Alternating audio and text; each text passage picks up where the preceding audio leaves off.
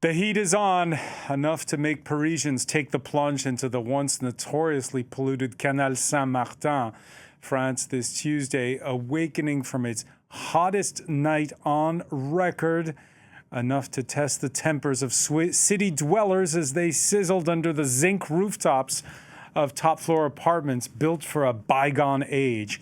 And while an unprecedented heat dome stalls over Western Europe for, well, God knows how long, France's political class is scrambling to prove it's ready to move heaven and earth. Enter that burning question: should there be air conditioning for all? Emphatic yeses, for more than just home appliance salespeople. In the far right's all in with AC, blasting as constraining and elitist.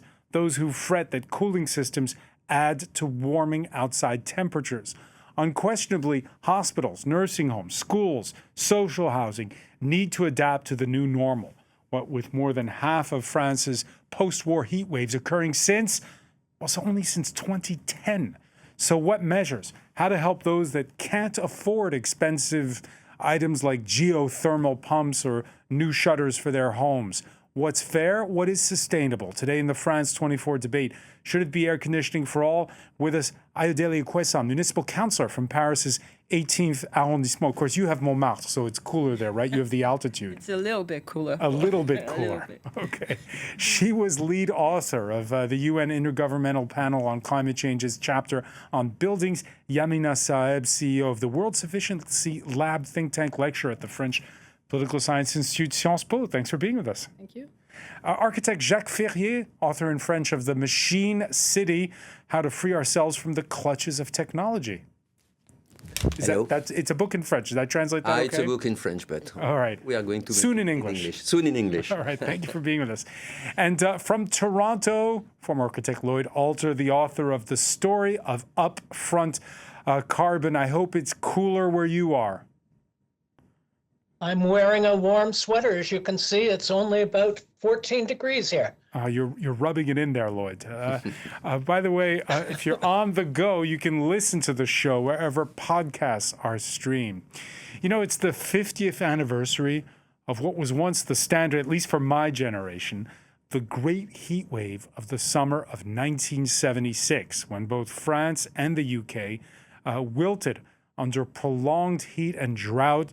The average temperature back then, 25.5 degrees Celsius.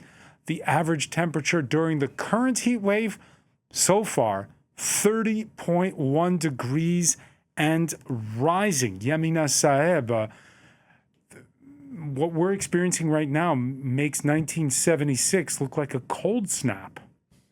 Yes, and what we are experiencing today is colder than what we will experience in the near future. In the near future being what? This week? This year? In the coming months, years, etc. We cannot say when exactly, but we know that it will be, when you say that this is the norm, this is the lower band of the norm that we will be experiencing in the near future. When you think back to 1976, Jacques Ferrier, does it now seem like a fond memory to you? I remember well. I was born in the south of France, and in '76 I was in the high school, and it was a school with big trees in the courtyard, with cross ventilation through the classrooms.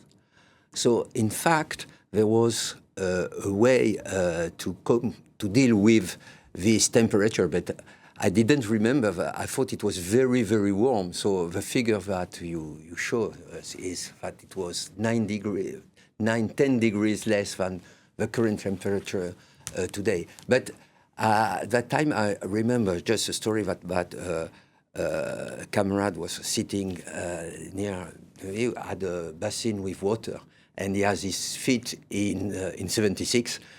During the classrooms, he has his feet in a little tub of water underneath this desk. And the professor was okay, etc. It shows also taking on board the difference you say, but the adaptation also has to be given to people to take some some responsibility of the way they deal with the temperature. Yeah, spare a thought for those high school seniors who are sitting the oral exams of the baccalaureate. Middle school ones are due to do it on Friday. Yes. It's really hot. It's hot, even if they've moved some of the exams up to just the morning. How hot is it? Hot enough that you can fry an egg out there. Olivier Giraud on Instagram promotes his one-man show, How to Become a Parisian in 1 hour. Did this little sketch with eggs, camembert and Morbier cheese. By the way, he's done the same. Look, you can see he really fries the eggs. And he's also made the same ones with crêpe and with grilled, as he calls them, heatwave ribeyed steak. Yeah, Ayodele Ekwesan, these Haussmannian Parisian apartments, zinc roofs. A lot of people live under them, and the temperatures there are off the charts. What do you do for those people? What do we do? It's an excellent question. You have some points in Paris where people can just go, but what we said that it's not enough because I'm also here as a parent, and we're not talking enough about the schools, the fact that the temperature are really high even in the morning at 8 o'clock. Are schools open for your children this week? Some are open and some are closed. It's open, but only in the morning because in the afternoon the temperature is too high, so they can't. The teachers are not coming. Some people are just feeling really sick, and so we were talking about it. So there's a need to find long-term solution. There's a debate around AC, not AC, but there is also a question about thermal renovation of buildings, of housing, of hospitals, and also schools. Because what do parents do if they can't afford to get a sitter to come and pick up the child who has to come home early? It's like quite terrible because parents are just running all around and taking kids. Some parents are helping other parents that can't go live from work. So the situation is not really simple to manage, and sometimes it's better for your children to be at school instead of being at home when it's really hot in your house. So there's no really solution, and short-term solution. There's no really real solutions. All right. Lloyd Alter, I know it's cooler where you are in Toronto, but in North America, they're more used to this extreme heat. What are your thoughts when you've seen the images from Paris? The Eiffel Tower closed this Tuesday. Your thoughts on this? Well, I've been studying this issue for a number of years, and in particular, in much of the United States, it could never have been actually occupied, inhabited before air conditioning. And so everyone has it. And if you go to the States in hot weather now, the streets are empty. There is no sort of culture of people being outside. And they are used to summer and winter setting their thermostat at 22 degrees. And they never move it up or never move it down. And this is the big worry if you make air conditioning universal, is that people get so inured to it. And if you walk out of a 22-degree room into a 38-degree outside, the thermal shock is huge. So what I've been writing about that people have to do is find something in the middle. Insulate, put in shades, and turn up the thermostat so that you don't have such a difference between inside and outside. But all of these images you're showing of these split systems being installed in Paris, you're going to find people moving inside, staying inside. And that, of course, is anathema to how we're used to living here. So the great debate on air conditioning plays out. It played out starting last week. There was the big Vivatech trade fair. We're heading towards an election year here in France, and a lot of presidential hopefuls were there. The hard left's Jean-Luc Mélenchon. We heard him reacting to the far right's campaign pledge of massive subsidies to provide AC for all. Act like Andalusians, that's it. Go out later for the music festival. If you push it back a bit, it'll be fine, there'll be less sun. We definitely shouldn't put air conditioning everywhere. It's a false solution that only worsens the problem. That's not what studies have shown in countries that have massively equipped themselves with air conditioning. But you know environmentalists, as soon as they don't want something, they'll skew studies for you. They'll spring stuff on you. They'll take bits of sentences to convince you not to do it. So what I'm saying is, it's absurd to make people die of heat, okay? It's absurd. All right, so there's the political debate, and it's been playing out on all the 24-hour news channels. What are the actual facts? Well, let's have this report from Brian Quinn.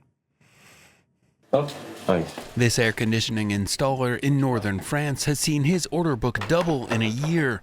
His new clients, increasingly individual homeowners. Before it was mostly in shopping malls. Now it's becoming more common, and we're installing it everywhere.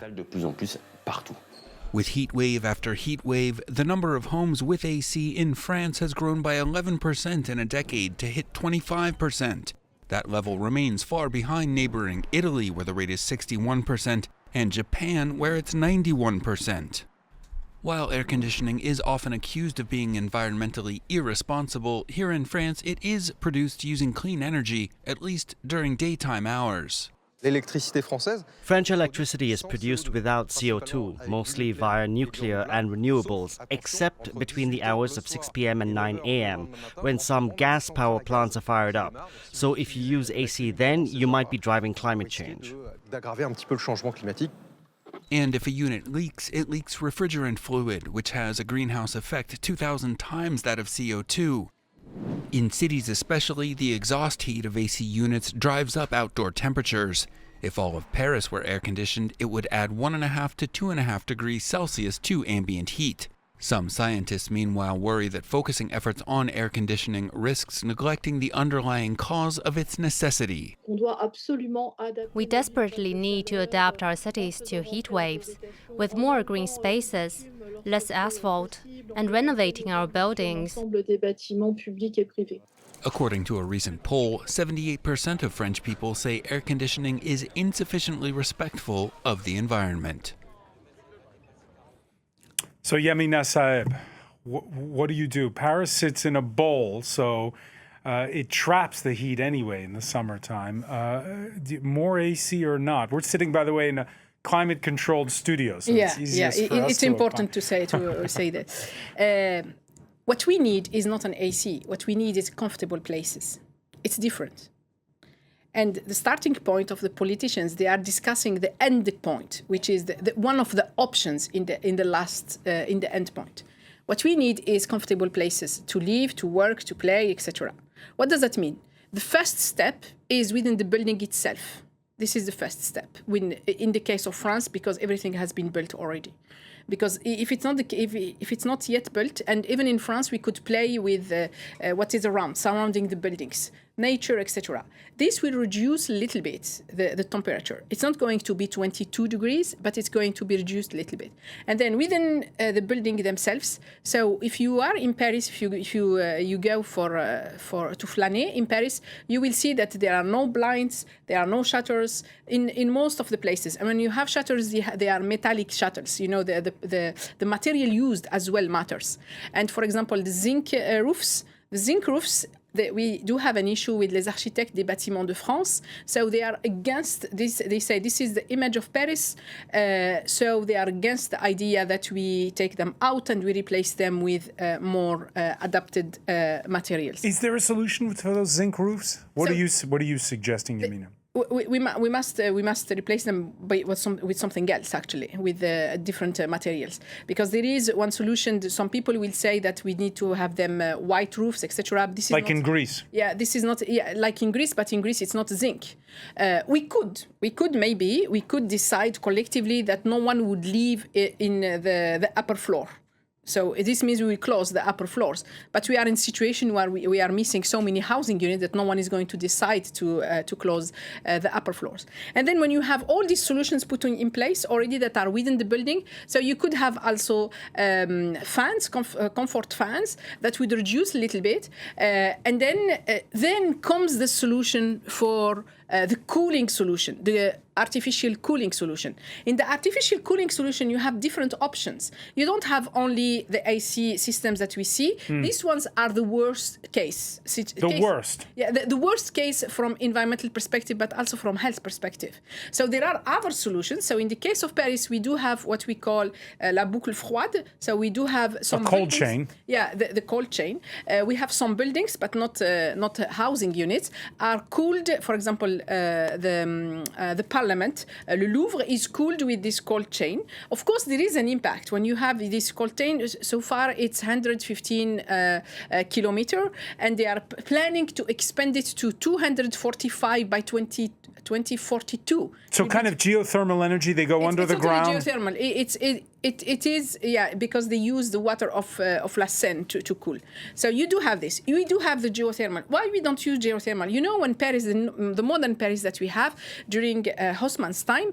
So, for example, this is in the 1860s to 1890s. Exactly. So what they did, for example, they had plans to use the geothermal capacity potential of Paris. So, for example, the swimming pool La Butte aux Cailles was originally cooled with geothermal, and then at some point they decided that it's too complicated, so we move this, and then they went back to a system that consumes energy, etc. So there are plenty of solutions, and there is, even for us in our homes, you do have what we call there are two different cooling systems. One that works with refrigerants, and this one is not good from environmental and health perspective, and the ones that work with water. The one that works with water, these ones, you don't have, you cannot use them, for example, in surgery room, for example, because in surgery room you need always the same temperature to monitor everything.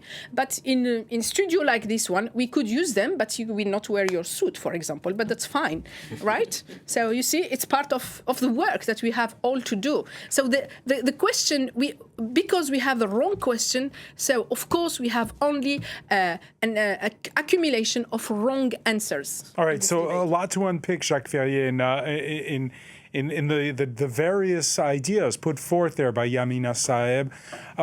Let's begin with the fact that you're dealing with a city where you're not building things from scratch. These are old buildings, some as old as the 17th century, 16th century even in some cases. So is it harder to renovate than to build from scratch in a city like Paris?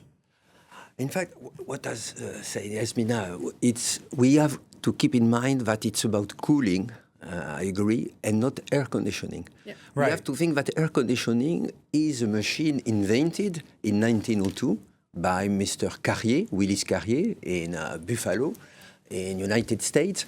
And with air conditioning, in fact, for the first time in humanity, you have to pay for the air you breathe. That means that the air inside the building became a product. Commodity. That you have to pay for because you have to maintain the machine, you have to buy the machine, you have to change the filter, and you have to pay also in terms of environment because you have to pay for the energy. So just one point is that architecture for centuries has dealt with winter and summer without machine, but with shutters, with store, with roofs, with facade, etc. So with Paris and the existing Paris, as you said before, we have to turn a city which has been designed and built when we have even a petit âge glaciaire in the small ice age. Small ice. This was in the 18th century. Exactly, until the 80s, 60s, and now we are in a warming period. So I think that we could turn the density of Paris and the Haussmann building into an advantage. If you think to the cellar, we could imagine that the cold air that is kept in the cellar of a building at -1 or -2 floor could be bring into the staircase of a typical Haussmann building, and then you cool down the heart of a building. The small courtyard. I've criticized and I've written against Haussmann, saying the courtyard are too small. They are always dark. That was 10 or 15 years ago. Now I changed my mind. I say this is an advantage because the small courtyard could be could be turned in a wind chimney, and then refresh the facade which are on this courtyard, and then create a cross ventilation with a street. The roof, that it's an issue. I agree, the roof is an issue. I don't think that we can strip off all the zinc of Paris because, in fact, this will be a big change of the image of Paris, but we can insulate. We also can give some collective space to the building. We don't have any, now people work at home, there is a télétravail, etc. Yeah. In a collective building. Home office. Home office. You don't have any collective space. Why not turning some of the last floors for washing machine, collective washing machine, for studios, for home office, and to lower the pressure of this type of floor. But as was said by Yamina Saeb, Paris cruelly lacks housing, in particular affordable housing.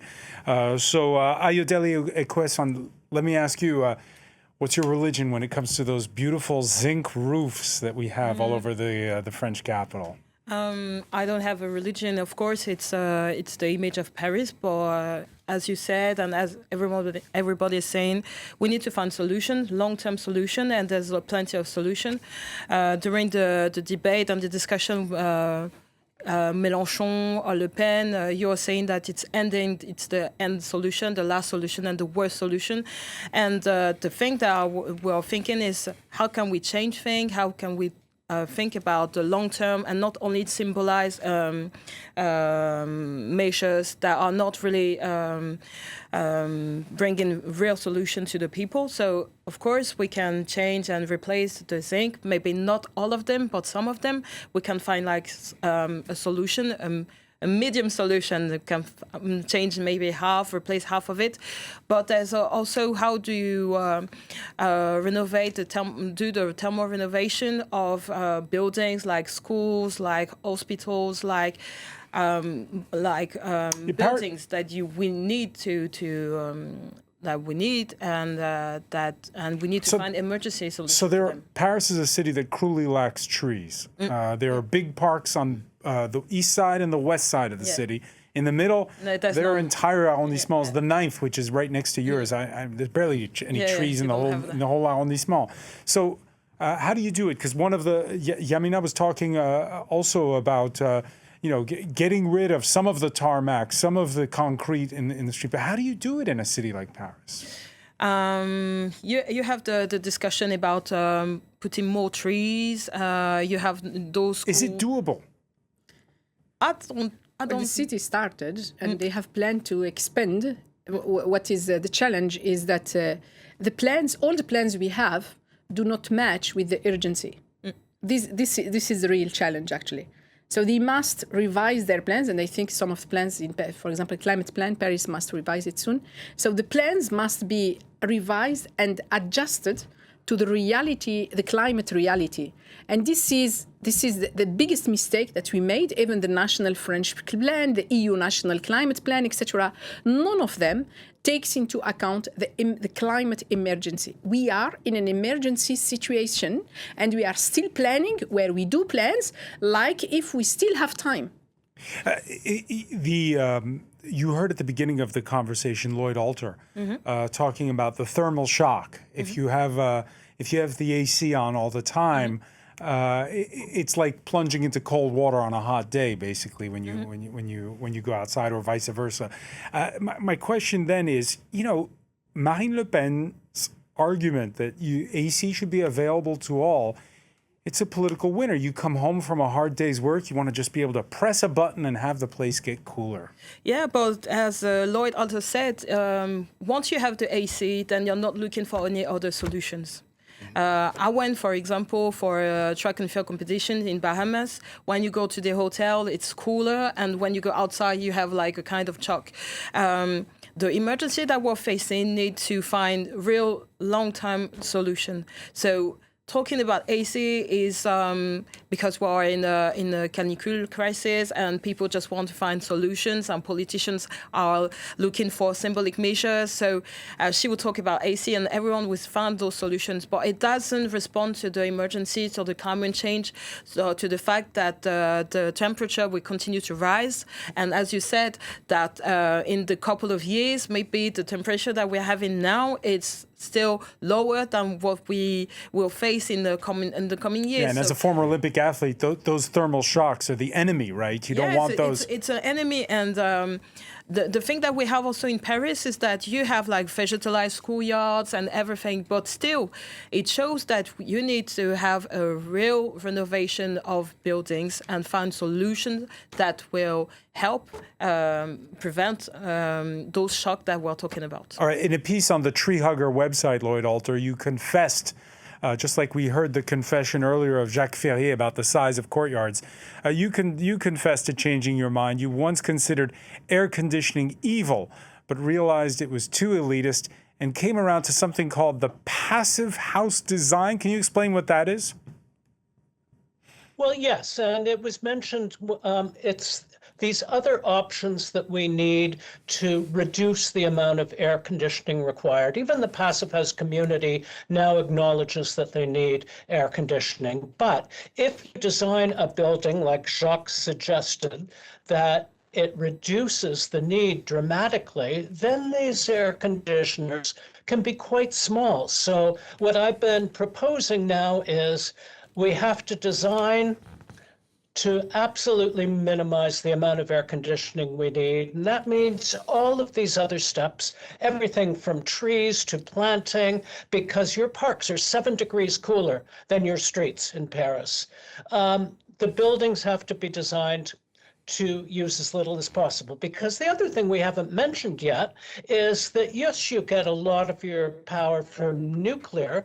Your nuclear doesn't work when it gets hot because the water's too warm and you've had to curtail your plants. And the wind turbines don't turn in these kinds of heat domes. And so you're not going to be generating much wind power. And when everyone comes home at 6 o'clock, like you suggested, and hits that switch to turn on the air conditioning, there's not going to be enough power. Even the power lines themselves are designed so they radiate heat in a certain temperature. So when you are suddenly running just your power lines and it's 10 degrees warmer, they can't cope. And that brings us, I think... So we can't just willy-nilly bring air conditioning everywhere. We have to think about the whole picture, our houses, our grid, and adding air conditioning. Yeah, and this is gets to what is, I guess you could say, a core dichotomy of the times that we live in. Is technology the solution or not? Tech startups say they can change the weather nowadays. Companies are selling something called geoengineering, be it with balloons released into the atmosphere that emit the same sulfurous gases that you find in volcanoes, or planes that spray clouds so they can mimic a white roof on a house like the ones in Greece we mentioned and reflect the sun's rays. But as mentioned there by Lloyd Alter, French national power company EDF is also working on ways to cool major rivers in France. This Tuesday, the Garonne, the river that flows in the southwest of Bordeaux, its temperature rose above 28 degrees. That forced the closure of at least one of the reactors at the Golfec nuclear plant. So Jacques Ferrier, we've been talking about a decarbonized approach that we have here in France, not like those Germans. We have nuclear power, and yet now, when it gets too hot, that nuclear power doesn't work anymore. Yes, because you have technology which called sophisticated technology is in fact fragile. And it shows that we can't rely only on technology. And to carry on what Lloyd and what you said about not using air conditioning everywhere, as Marine Le Pen say, we have to figure out what is the city we want. Because if the city is just a succession of air-conditioned shelter with hostile outside space, then we think to Dubai, we think to science fiction movies, which are always negative in terms of collective life and public life. So in a way, to make it short, I do think that if there is a full air-conditioned city, it means that we weaken the collective life and the democracy life in the city. Because everyone... So in other words, you're saying we're less human if we're always looking for these technological solutions? Exactly. So it's time to question the fact that we use always more technology to solve problems that technology itself has created. How much of it? How much of technology is to blame for these rising temperatures? Is it because you're using more AC that the temperature's rising? That's a bit of an exaggeration. It's a bit of an exaggeration, but it is true. I mean, you send out 25% more heat than the quantity you take off the room. And now, in the cost of a building, the cost of mechanicals, lighting and HVAC, so climatization, is more than 35% of the cost of a building. And after 35%? 35%. You know, when I started, it was 15, 20%. Now it's 35%. Why? Because the engineers say, you need this, you need that, you need always more technology. And then you have less loggia, you have less balcony, the walls are thinner, etc. And just last thing, I made a calculation before coming here. And for an office building, typical office building, we know that the concrete is bad in terms of CO2, but after 15 years, the CO2 created by air conditioning is the equivalent of the concrete. And then so the carbon footprint of the air conditioning is bigger after 15 years than the building itself. And then you carry on with the air conditioning for years. So it's a real issue. It's a real issue. So, Yamina Saeb, you heard Ayodele Ekwesan's lament at the beginning of how difficult it is at her kid's school. So if you have to put in AC, where do you do it? Because you know there's been this whole controversy, some politicians complaining that the new teaching hospital in the western city of Nantes that's being built doesn't have enough AC programmed for the building. So where do you put in the AC? Where is it needed? It is needed where it will be needed in schools, in the daycares, in the hospitals, and all the places where people get together. Because when we are together, we do have, there is heat, latent heat coming from our bodies. So that this increases the temperature plus the lighting, etc. It increases the internal temperature. So there is an issue. There is what they need to discuss is the prioritization. We need prioritization, and we need to group some of the functions. So, for example, about the zinc roofs, of course, I love them. They are beautiful. However, I know the impact when we have heat waves and also the impact in wintertime as well.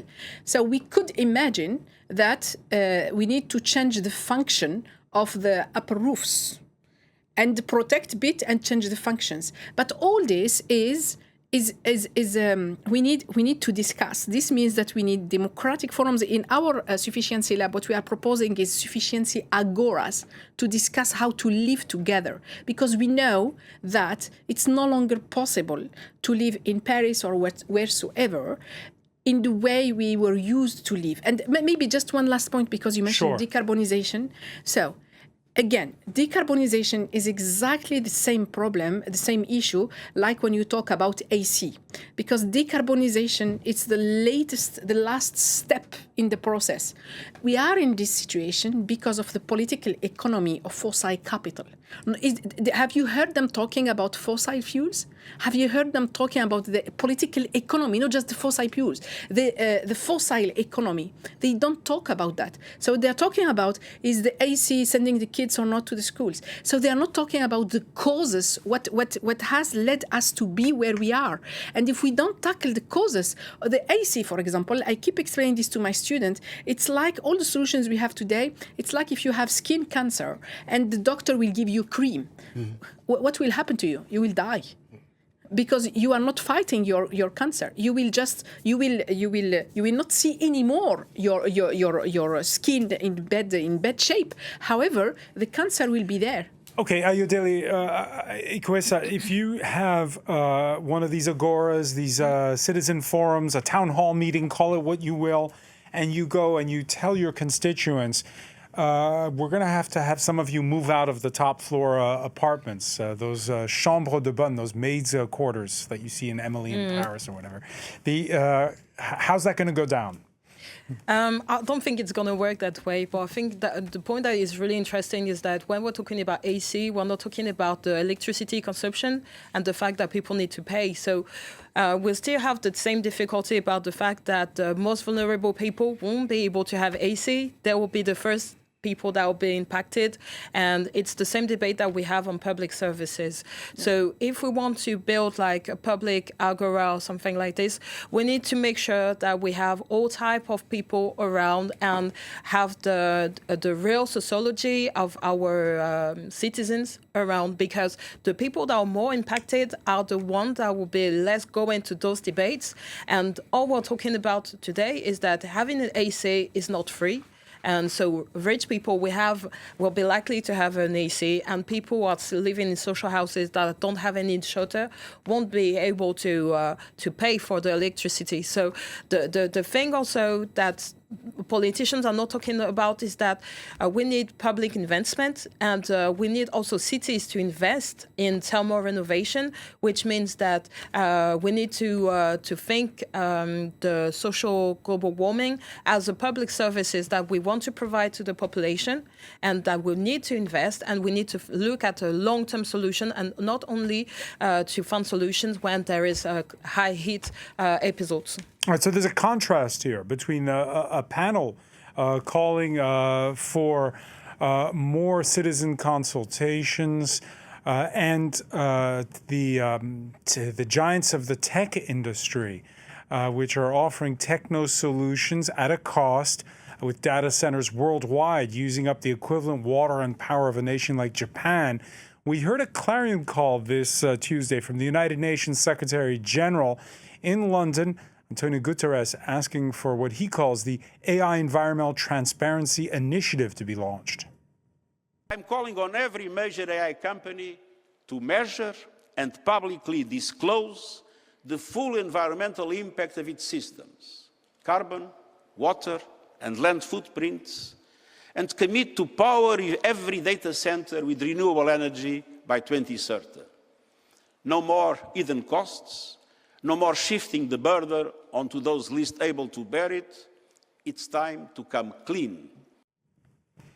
Lloyd Alter, there seems to be this sort of global showdown, if you will, between what's best for the planet and what's being prescribed by these tech companies, as we heard in that clip of the UN Secretary General. Well, there's this thing in the United States, there's this book called Abundance, and the abundance agenda is that we need more tech, more everything. And they're building all these data centers, which they love in their abundance agenda, and they're all gas powered. They're all diesel engines because there's not enough electricity. And they're cooking the planet to make this AI, and we really have to listen to the UN here and realize that we're making a huge technical mistake, that none of their world ideas of putting stuff into the air to block the sun is going to work. What's going to work is not building gas-fired AI plants. And nobody's willing to stand up and say no to this. There are some communities which are starting to say no. Jacques Ferrier, tell me a bit about the stuff you're designing right now when it comes to, when you think about this, how do you build for the cities of tomorrow? What are you working on? I'm working currently on a building which was built in 1990s, because I think, in fact, we have to say that the problem is going to, in Paris, is going to be more with recent building, let's say building after the 60s, than with the Haussmann building. I think we can all agree on this. So we are renovating. We do a thermal renovation of a building which has been built near Gare Montparnasse, big building on top of railways. And it was a building clad with aluminium and glass, and you can't open the window. Because the consequence of air conditioning is that if you have to be efficient, you condemn the ability to open the window. So what we did is that we recessed the facade from the existing structure. So we create balcony, and we have now big windows that everybody is going to be able to open, so to have a relation outside. So the air conditioning is not the basic solution. Is the solution, obviously, for some place inside this big building, like meeting rooms, as you say, rooms where people meet. And I hope that the building is going to be completed in 2 years' time. I hope that people are going to use the building differently night and day, differently during the winter or summer, and people are going to enjoy the differences too, because we are talking about the heat wave, but in 3 months, people are going to complain about heating their housing and the cost. So we have to, as you say, to have a global picture. Yeah, public opinion is a fickle thing. Monday's cover story of left-leaning newspaper Libération here in France quotes climate scientist Christophe Cassou, who blasts the government for not seizing the moment with bold initiatives. The headline reads, "Make the heat wave more politicized." It must be politicized, rather, is what it says. Of course, if Yamina Saeb, if you have a crystal ball and you look ahead to that presidential election, will we be talking about the environment? It'll be the month of April, May. We won't be talking about heat waves then. So will it all be forgotten? We should be talking, I hope they will be talking about the equity and the right for a dignified life for all of us. It's not about how much you have in your bank account just because you are human. So we do have the same right to winter, in summer, to the right. We are talking about the heat wave, but it's the same for the food. Low-income families cannot afford to have no food without poison.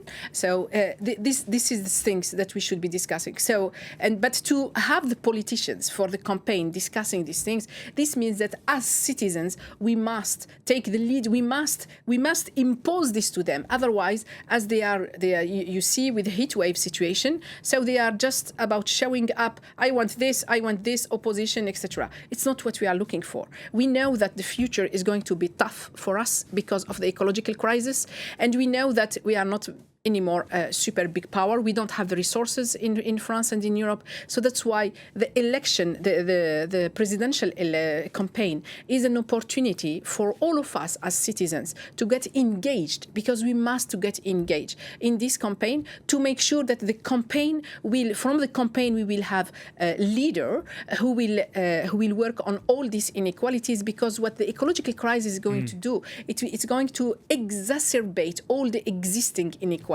We cannot live. Our democracies are failing, and with the ecological crisis, it's going to be worse, actually.